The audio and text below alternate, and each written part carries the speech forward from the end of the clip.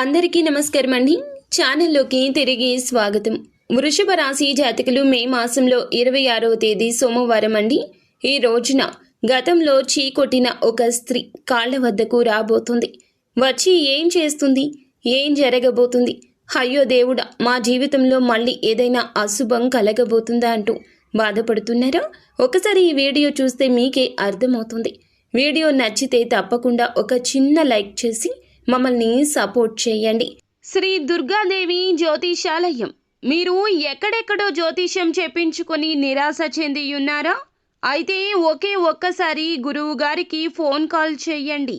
మీ ముఖము, ఫోటో, చేయి, పేరు, వయస్సు, గోత్రం వాట్సాప్ చేయండి. ప్రేమ, పెళ్లి, ఉద్యోగం, రాజకీయం, విదేశీ ప్రయాణం, ధనం నిలకడ లేకపోవడం, భార్యాభర్తల మధ్య గొడవలు, ఆస్తి తగాదాలు, అప్పుల బాధలు, స్త్రీ పురుషులకు ఎటువంటి గుప్త సమస్యలకైనా రోజులలోనే పరిష్కారం చూపబడును. గురూజీ గణేష్ రాజు. Phone number 9573058625. ఈ టైంలో కొత్త ఉద్యోగానికి మారాలి అనుకుంటే ఆఫర్ లెటర్ వచ్చే వరకు ఉద్యోగులు వెయిట్ చేయాల్సిందే. ప్రమోషన్తో కూడిన ట్రాన్స్ఫర్ కూడా లభించే అవకాశం ఉంది. ఇంక్రిమెంట్లు కలగొచ్చు. ప్రమోషన్ రావడం కానీ అధిక ఉద్యోగ బాధ్యతలు తీసుకోవడం వల్ల ధనాదాయం పెరిగే అవకాశం కూడా ఎక్కువ కనిపిస్తోంది. దీంతో ధనపరంగా కొన్ని మార్పులు అయితే చూడబోతున్నారు. ఏ విధంగా జీవితంలో ప్లాన్ చేసుకుంటామో అది పక్కాగా అమలయ్యే రోజుగా ఈ రోజు చెప్పడం జరుగుతుంది. అన్ని విధాల అనుకూల అదృష్ట సమయం అండి.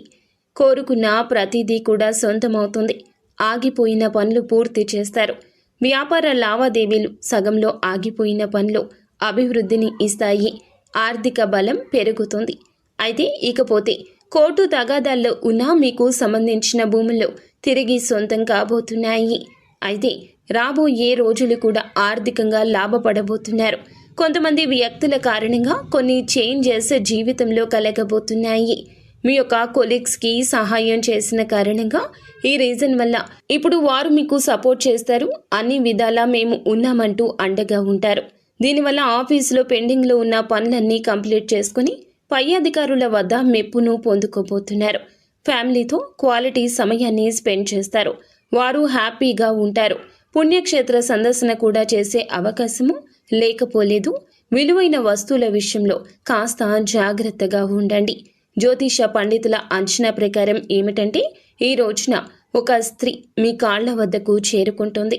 ఆ యొక్క స్త్రీ విషయంలో మీకు జరగబోయేది ఇదేనండి. గతంలో చీకొట్టిన స్త్రీ ఆమె మళ్ళీ ఎందుకు వస్తుందని ఉత్సుకత మీకు ఉండి ఉంటుంది. తప్పైపోతుంది, మిమ్మల్ని క్షమించండి అంటూ వేడుకుంటుంది. మిమ్మల్ని అనవసరంగా అపార్థం చేసుకుని మాటలు అన్నందుకు వారి జీవితంలో ఎంతో కీడు కలిగిందని తెలియజేస్తుంది. ఇంతకు ఆ స్త్రీ ఎవరో తెలుసుకోవాలి అనుకుంటే తెలుసుకుంటే లోపల ఖచ్చితంగా మీరు మదన పడతారు. గతంలో ఎవరైతే చీకొట్టారో వాళ్లే తిరిగి కాళ్లు మొక్కబోతున్నారు. ఈ రోజున ఆ స్త్రీ మీ వద్దకు వస్తుంది. స్నేహితురాలు కావచ్చు, బంధుమిత్రురాలు కావచ్చు, నూతనంగా పరిచయమై అపార్థం చేసుకున్న స్త్రీ కావచ్చు, లేదా మీ భార్య తరపున బంధువులలో ఉండే ఒక స్త్రీ కూడా కావచ్చు. మిమ్మల్ని నోరారా తిట్టేశారు, కళ్ళారా కోపంగా చూసేశారు, అవమానించేశారు, నిందించేశారు. మిమ్మల్ని మారు మాట కూడా మాట్లాడనివ్వకుండా పెద్ద గొంతుకతోటి మిమ్మల్ని అనరాని మాటలు అనేశారు. కానీ ఇప్పుడు మీ ఇంటికి వచ్చి, మీ దగ్గరకు వచ్చి, మీ కుటుంబ సభ్యులు అందరి ముందు కూడా వేడుకుంటారు. మీరు బాధపడకూడదని గతంలో మీపై రాళ్లు వేసిన వారే ఎదుగుదలను చూసి సిగ్గుపడతారు. ఏదైనా రంగంలో మీరు పై చేయిగా ఉండడం, దినదినాభివృద్ధి చెందడంతో మీ పైన నిందలు వేసిన ఈ యొక్క స్త్రీ మిమ్మల్ని ఇప్పుడు పూలదండలు వేసి పొగడ్తలతో ముంచెత్తడం ఖాయం. మీ విలువేంటో తెలుసుకుంటుంది. సిగ్గుతో తలదించుకుంటుంది. ఇకపై ఇతర వ్యక్తుల విషయంలో మీకులాగా ప్రవర్తించాలంటేనే ఆమె వెన్నులో వణుకు పుడుతుంది. కాబట్టి ఈ యొక్క స్త్రీ వచ్చింది కదా అని మళ్ళీ గుడ్డిగా నమ్మి పరిస్థితిని మొదటికి తెచ్చుకోవద్దు.